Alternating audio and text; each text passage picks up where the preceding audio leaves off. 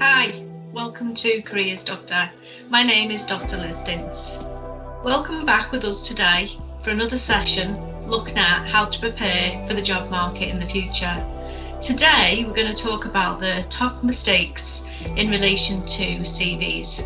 Now, as a careers professional, I see lots of different mistakes when people are preparing and writing and sending their CVs. So today I'm just going to run through my top 10.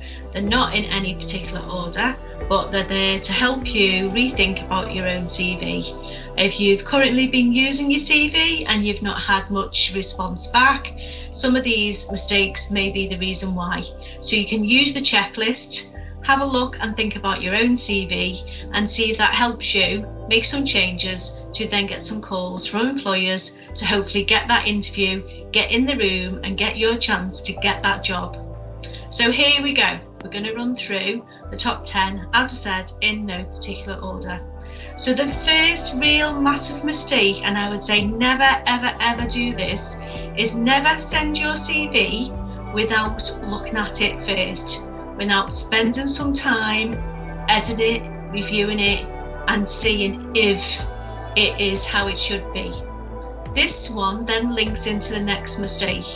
So really, you should always tailor your CV. I wish I had £1 for every time I've said that, honestly. Many people do not tailor their CV. Often we hear people will send the same CV to 20 employers and wonder why they don't get one call back. Tailoring your CV and the preparation that is needed prior to writing your CV is key to getting that employer to call you and ask you for interview. So preparation and tailoring your CV, looking at the job specification and make sure that your CV ticks off every one of those criteria is the way to make sure you get that call or you get that email to get that interview for that job. Along with that, other mistakes that I've seen lots of times are around spelling, grammar and typo errors, copy and paste errors. If spelling and grammar is not your thing, then I'm sure you know somebody who is better than that than you. Call on a friend, call on a colleague, ask somebody to just read through it for you and make sure there's no glaring mistakes. If that job says they want someone with a keen eye for detail and you have lots of really easy mistakes throughout your CV, you are not going to get that call. On top of that, other mistakes to consider are the formatting of your CV. Lots of times I see CVs with boxes within boxes. Please be careful of doing this. This affects the format of your CV. Along with other formatting issues, really heavy text makes it very hard to read through that CV. Think about your personal profile. Does it really reflect you? This is another big mistake. People use quotes and fancy words. In fact, some I've even had to look up myself and think, what does that mean and what does that really say about you? Make sure that profile is personal to you. Read that job description, that job specification, and make sure you tailor your unique selling points to make sure you get a call for that job. Other things to think about mistakes-wise, people don't outline their achievements and don't put any real context to these achievements.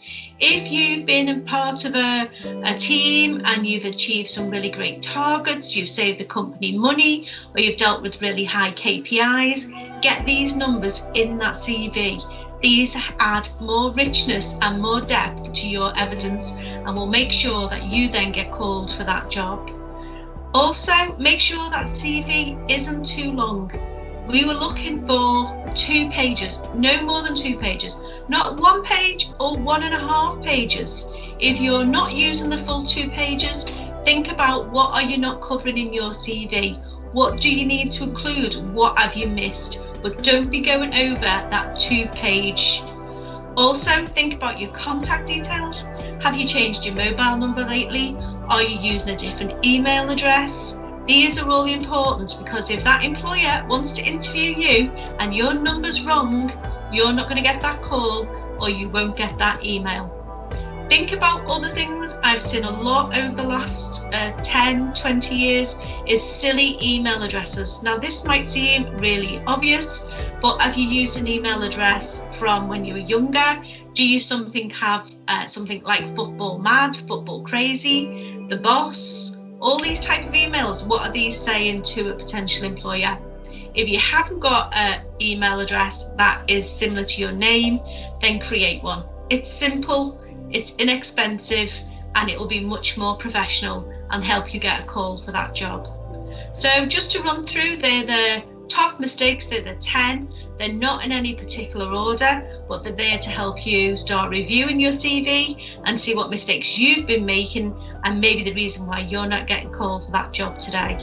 Coming soon, we're going to also cover CV basics. We're going to look at a skills-based CV, a chronological CV, and a hybrid CV. And if your experience is scattered throughout your work history and you're just wondering how am I going to get that right in the right section so the employer sees that first, I'm going to show you how to do that. So if you want to hear more about different types of CVs and know how to write it, make sure that you push the subscribe button, and I look forward to seeing you soon, just over there. Speak to you soon. Bye for now.